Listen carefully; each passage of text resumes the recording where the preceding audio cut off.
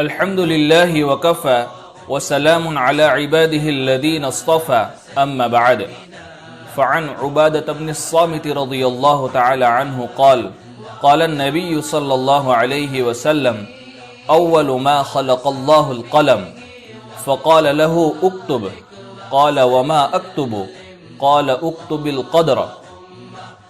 فكتب ما كان وما هو كائن إلى الأبد او کما قال رسول اللہ صلی اللہ علیہ وسلم۔ حضرت عبادہ بن صامت رضی اللہ تعالی عنہ سے روایت ہے کہ جناب نبی کریم صلی اللہ علیہ وسلم نے ارشاد فرمایا کہ اللہ تعالیٰ نے سب سے پہلے جس چیز کو پیدا کیا وہ قلم تھا، پھر اس سے کہا کہ لکھو، تو قلم نے پوچھا کہ کیا لکھو؟ تو باری تعالیٰ نے ارشاد فرمایا کہ تقدیر لکھو۔ لہٰذا قلم نے ان چیزوں کو لکھا جو اب تک ہو چکی تھی اور ان چیزوں کو لکھا جو آئندہ ہونے والی ہے۔